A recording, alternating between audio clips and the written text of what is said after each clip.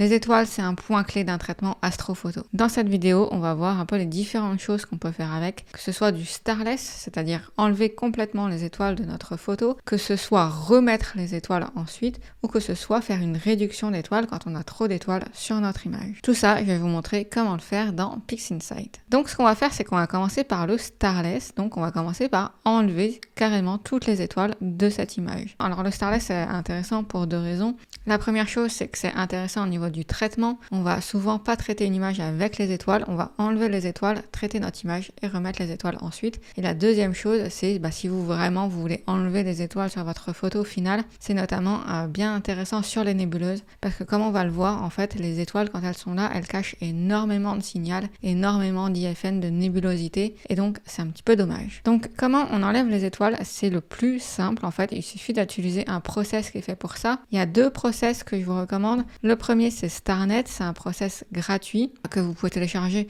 Je vais essayer de penser à vous mettre le lien pour télécharger StarNet dans la description. Et le deuxième que je vais vous montrer, c'est un process payant qui fait partie des process de Russell Croman, RC Astro, et ça s'appelle Star Exterminator. Il y en a d'autres, il y a Blur Exterminator et Noise Exterminator que j'utilise aussi. Que ce soit StarNet ou Star Exterminator, ça fonctionne pareil. C'est vraiment des process simples. Donc là, je vais aller chercher Star Exterminator ici. Et là, on peut voir sur cette fenêtre qu'il y a il n'y a pas grand chose en fait, mais le truc qui va nous intéresser, c'est soit, en fait, je peux lancer mon process directement comme ça, il va simplement m'enlever les étoiles, soit si on veut récupérer les étoiles, et c'est ce qu'on va faire ensuite, parce qu'on va voir ensemble comment les remettre, il faut cliquer sur Generate Star Image, pour qu'en fait, il récupère les étoiles, il nous crée un masque d'étoiles, en fait, qu'on conserve les étoiles. Donc, c'est ce que je vais faire, et simplement, je vais venir lancer le process. Et donc voilà ce qu'on a, notre masque d'étoiles ici et notre astre. Et donc je ne sais pas si vous avez fait gaffe, mais là d'un coup on voit que la nébuleuse ressort beaucoup plus sans ces étoiles. Donc à la limite ici je vais renommer, je vais appeler ça Nebula et l'autre je vais l'appeler Stars. Voilà, donc on a nos deux images séparées. Au passage, les scripts RC Astro, j'ai fait un tutoriel sur comment les installer que je vous mets dans la description. Il y a aussi tous les process icônes pour traiter une image de A à Z que je vous mets dans la description. C'est tout, vous pouvez tout récupérer en même temps. À savoir que c'est payant comme je disais, mais il y a une version d'essai de 30 jours de mémoire. Donc voilà, vous pouvez déjà tester gratuitement pour voir si ça vous plaît. Et donc c'est absolument tout ce qu'on a à faire pour transformer une image en starless. Donc vous voyez, c'est super simple. Maintenant, ce qu'on va voir, c'est comment remettre les images. Là, c'est un chouïa plus compliqué. Ce qu'il nous faut, en fait, on va utiliser un process de maths, ça s'appelle Pixel Math ici, dans lequel on va pouvoir mettre des formules mathématiques. Et donc là, je vais lui mettre les formules que je veux. Logiquement, on peut se dire, j'ai enlevé les étoiles. Pour remettre les étoiles, je pourrais simplement faire ma photo de nébuleuse plus ma photo d'étoile et bam, ça va se remettre dessus. Et on va tester, on va le faire ensemble. Donc je mets le nom de la photo starless plus le nom de la photo des étoiles et on applique. Et donc voilà, grosso modo, ça n'a pas l'air trop mal sur cette image. En fait, le truc, c'est que ce qui se passe quand on fait ça, ça va faire un collage un petit peu bizarre en fait. Donc généralement, c'est pas cette formule-là. Je vous propose d'utiliser une formule un petit peu plus avancée. Je vous la mets dans la description. Vous aurez juste à copier-coller et remplacer par le nom de votre image starless et le nom de votre image des étoiles. Ce sera bien mieux. Donc moi, je la récupère et voilà ce que ça donne. Donc c'est un peu plus compliqué et ça donne vraiment des meilleurs résultats que simplement une addition. Donc ici par starless, je mets mon nom à moi et l'autre je l'ai appelé stars, donc c'est bon. Je vais juste revenir en arrière sur ma starless et j'applique cette formule donc sur la starless. Et là, on va voir que nos étoiles sont réapparues. Voilà, donc vous savez retirer des étoiles, remettre des étoiles. Mais il y a un petit hic, parce qu'en fait, dans notre workflow, la manière dont on va travailler, généralement, c'est qu'on va retirer les étoiles, on va être en mode linéaire, et on va remettre les étoiles tout à la fin de notre traitement, et notre image sera en mode non linéaire. On met une démo, donc celle-là, je garde mes étoiles ici en mode linéaire. Ça, on va imaginer que je vais faire du traitement, plusieurs traitements dessus, des couleurs, et surtout, je vais la délinéariser. Je vais prendre les process, je vais le faire très rapidement. Le process d'histogramme transformation, le process de screen transfer function. Ça, j'en ai parlé dans le tuto complet que j'ai fait sur PixInsight dans la partie 2. Une fois, essayez d'y penser, de mettre le lien. Sinon, vous pouvez retrouver sur la chaîne pas trop loin. Normalement, j'ai fait 2 tutos complets PixInsight, un tuto pré-traitement et un tuto post-traitement. Donc, ce sera dans la partie post-traitement. Et donc là, simplement, c'est pas la meilleure méthode, encore une fois, pour délinéariser une image, mais c'est la méthode qu'on va utiliser parce que c'est rapide et que c'est pas le sujet de la vidéo ici. Voilà. Et là, ça va être tout blanc. Donc, je les réinitialise ici. Et voilà, on a exactement la même image, juste, hop, elle a été délinéarisée. On voit que c'est plus une image linéaire puisqu'on n'a plus la bande verte ici. Et donc là, en fait, qu'est-ce qui se passe? C'est que si je réutilise ma formule, j'ai la mauvaise manie de fermer les fenêtres tout le temps parce que j'aime pas quand c'est le bordel, mais à chaque fois, il faut que je reprenne. Il a gardé la formule. Si je rapplique ma formule sur l'image, en fait, je vais additionner, multiplier, enfin, une formule un peu plus compliquée que ça, l'image de la nébuleuse par l'image des étoiles. Et qu'est-ce qui va se passer? Voilà, il se passe que j'ai presque pas d'étoiles qui sont revenues. Si je zoome, j'ai un peu des étoiles par-ci par-là, mais vraiment très très faibles. Pourquoi? Parce que c'est le gros... faudra que je fasse une vidéo vraiment sur l'explication linéaire, non linéaire. C'est un point très important au traitement. En fait, une image linéaire, c'est... Donc il n'y a pas eu d'étirement d'histogramme, et elle est beaucoup moins lumineuse que mes étoiles, que mon image, en fait, qui a été délinéarisée. Ce qui fait que mes étoiles, c'est presque comme si elles n'existaient pas. Elles sont tellement peu lumineuses qu'on ne les voit pas. Ce qu'il faut que je fasse, du coup, c'est que je délinéarise aussi mon image des étoiles. Donc ça, je te garde pour tout à l'heure. Je vais revenir en arrière, enlever les étoiles que j'ai remises, voilà. Et là, en fait, avant...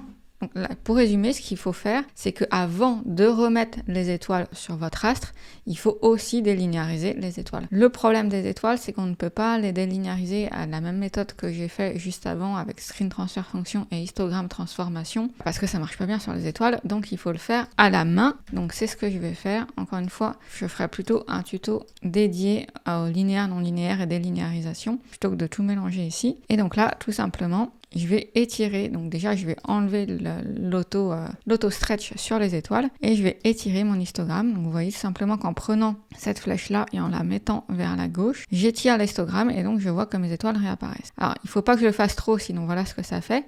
Et là en fait je peux choisir déjà quelle quantité je veux voir réapparaître. Plus j'emmène mon curseur à gauche, donc plus j'ai un fort stretch sur les étoiles et plus il y a des étoiles qui vont apparaître. Donc là, admettons, on va faire quelque chose comme ça. Après, je clique sur carré pour l'appliquer. Je pourrais refaire un petit coup. On va refaire un petit coup pour que je vous montre bien la réduction d'étoiles après. Hop, quelque chose comme ça. Et on va s'arrêter là. Et donc là, je ferme Histogramme Transfo, je ferme la preview. Et on a bien notre masque d'étoiles qui n'est plus linéaire non plus puisqu'on n'a plus la barre verte. Et donc ici, je reprends ma formule et je suis repartie. Je remets la formule sur la nébuleuse. Et là, vous allez voir que voilà, ici... nos étoiles sont bien là, sont bien présentes et voilà, ça marche tout simplement. Donc ça, je le mets de côté et on a fait les deux premiers process qu'on peut faire. Donc on n'est pas, là on pourrait s'arrêter là, on a enlevé les étoiles, on a traité notre image et on a remis les étoiles. On pourrait très bien s'arrêter là, mais dans cette vidéo, je voulais aussi vous partager un élément très important, c'est faire de la réduction d'étoiles. Et la réduction d'étoiles, justement là, vous voyez que si je remets avant, après, je vais mettre l'image en plus grand. Toi, on n'en a plus besoin. Je vais te fermer. Vous voyez que si je fais avant, là on voit quand même pas mal de nébulosité, l'astre ressort bien, et si je fais après, en fait les étoiles mangent un petit peu. C'est un petit peu noyé dans les étoiles, donc c'est intéressant de faire de la réduction pour à la fois quand même garder quelques étoiles parce que c'est sympa, mais pas autant et mieux faire ressortir la nébuleuse. Donc je vais vous montrer 3 manières de faire une réduction d'étoiles. La première, c'est une manière pas directe, en fait c'est pas vraiment la réduction d'étoiles, c'est de la déconvolution. Quand on fait de la déconvolution, on va chercher à récupérer du détail qu'on a perdu au moment de l'acquisition, que ce soit à cause du matériel, que ce soit à cause du ciel. Mais en fait, on va justement récupérer des détails et on peut récupérer des détails au niveau des étoiles, ce qui fait qu'en fait, ça va réduire nos étoiles. Il y a plusieurs moyens de faire une déconvolution. Le plus simple, c'est d'utiliser le script Blur Exterminator. C'est encore un script fait par Russell Croman, dont je vous parlais tout à l'heure avec Star Exterminator. Et encore une fois, il y a un tuto dans la description si vous voulez voir comment installer ça. Celui-ci aussi a une période d'essai gratuite avant d'être payant. Et donc là, en fait, ici, dans RC Astro, on a Stellar Adjustment, et notamment ce réglage-là, ici, Sharpen Stars, qui fait que plus je le monte, et plus justement, je vais augmenter la netteté de mes étoiles, et donc réduire la taille des étoiles. Je vais le mettre à assez fort, admettons 0,40, juste pour que vous voyez ce que ça donne. À la limite, ici, je vais mettre le reste sur 0, juste pour qu'on voit. Et ce que je vais faire, c'est que je vais faire ça sur une preview. On va faire ça, je sais pas, sur cette zone-ci. Comme ça, ce sera plus rapide et on sera plus zoomé dans l'image et on devrait mieux voir. Donc, c'est parti. Alors, le truc, c'est que Blur Exterminator, c'est un process qui s'applique sur une image linéaire. Donc, ce que j'ai fait avant d'appliquer, c'est que je suis revenue en arrière jusqu'à reprendre notre image de base qui était linéaire et je l'ai appliqué dessus. Donc, j'ai fait une preview pour que ça dure pas 107 ans et qu'on puisse mieux voir en zoomant dans l'image tant qu'à faire. Donc, voilà ce que ça donne. Je vais vous montrer un avant-après. Donc, ça, c'est avant le script de Blur Exterminator et... Non, pardon. C'est l'inverse. Ça, c'est avant et ça, c'est après. Donc, avant, après, avant. On voit donc que ça fait une belle réduction d'étoiles, entre guillemets, sans le vouloir. Donc ça, c'est la première méthode. Ensuite, les deux autres méthodes. Donc déjà, juste avant, je suis revenue en image non linéaire, donc comme on était tout à l'heure. La première méthode, c'est un process qui s'appelle Morphological Transformation. Donc je vais le chercher, voilà, Morphological Transformation. Et donc les Morphological Transformation, ce qu'on va faire, c'est qu'on va plutôt venir l'appliquer directement sur le masque d'étoiles, donc avant de remettre les étoiles. Vous transformez en starless, vous délinéarisez votre masque d'étoiles, vous faites Morphological Transformation, puis vous remettez vos étoiles. Et donc là, on a plusieurs réglages sur lesquels on peut jouer. Sur l'opération, donc là c'est l'érosion, donc minimum, c'est le réglage par défaut. On peut choisir à quel point on va faire une réduction d'étoiles ici et le nombre d'éléments. Là, je vous laisse jouer avec ça de votre côté, mais je vais vous montrer un exemple. Donc là, si je le mets sur, admettons, 9 éléments, voilà, et donc là, si je vous fais avant, après, avant, après.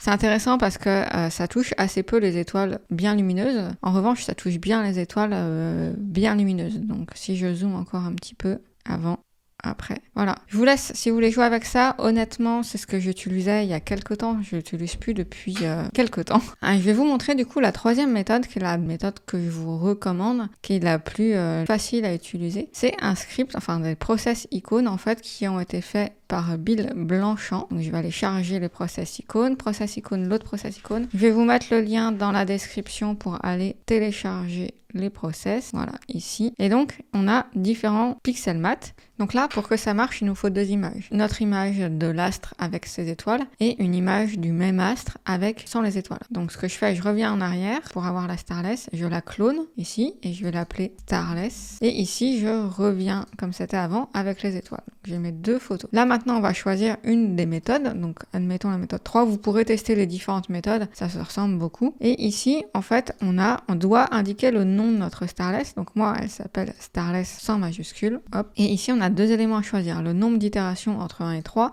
Plus vous mettez une forte itération et plus ça va faire de la réduction. Et la méthode, donc en gros, là, plus le chiffre est élevé et moins c'est fort.